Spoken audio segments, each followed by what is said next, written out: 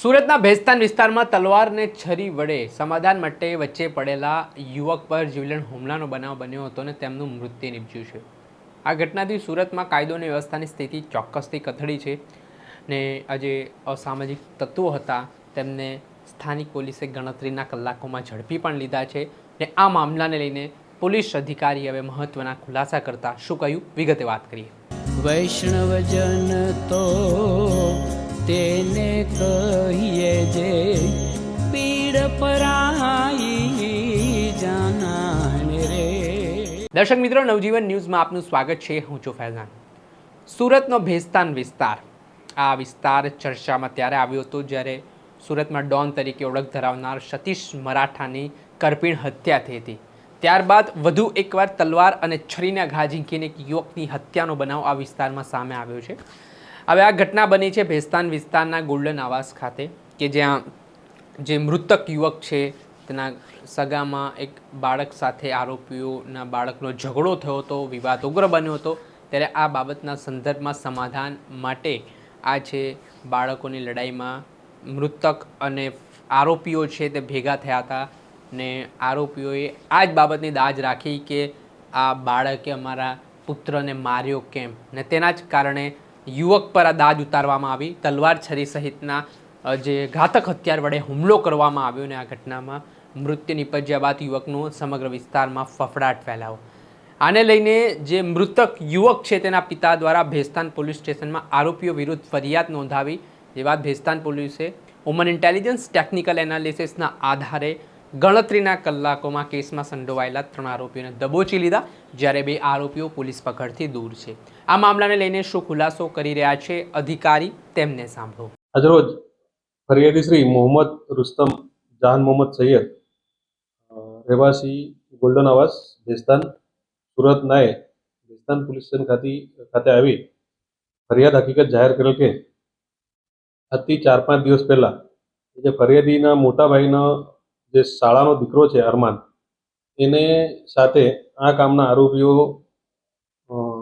નાના છોકરાઓ બાબતે ઝઘડો થયેલો।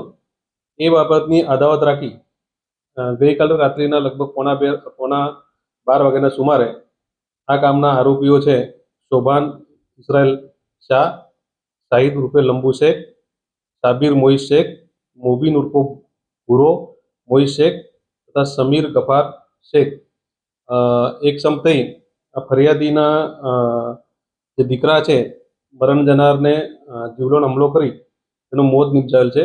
ઉપરાંત ફરિયાદીના જે અન્ય એક દીકરા છે એને પણ ઈજા પહોંચાડેલ છે। એ બાબતની ફરિયાદ આપતા ભેસ્તાન પોલીસ સ્ટેશનમાં એક મર્ડરનો ગુનો દાખલ કરવામાં આવેલ છે। હાલ આ બાબતે જે ગુનાવાળી જગ્યા છે ત્યાંથી એક છરી પણ રિકવર કરવામાં આવેલી છે અને આ ઝઘડામાં જે આરોપીઓ છે એ પૈકી શોભાન ઇઝરાયલ શાહ તથા સાબિર મોઈસ શેખ એ પણ હોસ્પિટલાઇઝ છે, એમને પણ ઈજા થઈ છે સામસામે। બાકીના જે 3 આરોપીઓ છે સાબિર, શોભાન તથા સમીર, એ લોકોને ભેસ્તાન પોલીસે તુરંત ડિટેન કરેલ છે અને એ લોકોને ધરપકડ કરવાની કાર્યવાહી ચાલુ છે અને વધુ પુરાવા ભેગા કરી એ લોકોને આવતીકાલે પોલીસ કસ્ટડીમાં તજવીજ કરવામાં આવનાર છે। હાલ પ્રાથમિક તપાસ દરમિયાન જે સાબિર મોઈસ શેખ છે એના વિરુદ્ધમાં ચેઇન સ્નેચિંગના અને ઘરફોડ ચોરીના ગુનાઓ દેખાય છે, તેમ છતાં વધુ તપાસ ચાલુ છે। મોબીન ઉર્ફે ભૂરો મોઈસ શેખ છે એટલે એના વિરુદ્ધમાં અગાઉ ભેસ્તાન પોલીસે 135 એટલે કે જે હથિયાર સાથે જે ફરતા હોય એવા હથિયારબંધીના 2 કેસો કરેલાનું રેકોર્ડ પરથી જણાવ્યું છે। વધુ તપાસ ચાલુ છે। એ બાબતે હજુ આરોપીને રિમાન્ડ કસ્ટડી ઇન્ટ્રોગેશન કરીને વધુ જે વપરાયેલા જે હથિયારો છે એ રિકવર કરવાની તજવીજ ચાલુ છે।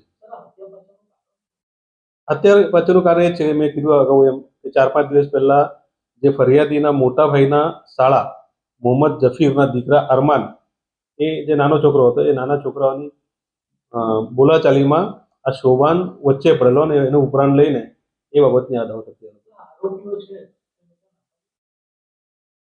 જો પ્રાથમિક રીતે તો બધા જ એડલ્ટ છે, તેમ છતાં એક આરોપીની હજુ ઇન્ટ્રોગેશન પણ એડલ્ટ છે, 18 ઉપરના છે। અંગત કારણસર હવે 4-5 દિવસ પહેલા જે નાના છોકરાને ઝઘડા બાબતે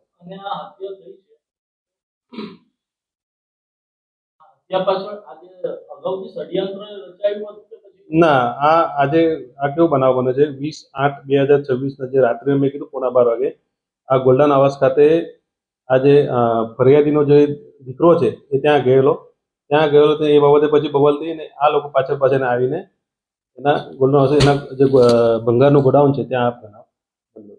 કોઈ ષડયંત્ર ટાઈપ નથી. 20 તારીખે ગયેલો રાત્રે પાછું એ જે 4-5 દિવસ પહેલા જે એ થયેલી એ બાબતે એ લોકોની બોલાચાલી થઈ એટલે આ આકસ્મિક બનાવ છે. એક રાંદેરનો છે પણ એ સંબંધિત છે એટલે સુરતના જ છે બધા લગભગ 40 વર્ષથી સુરતના.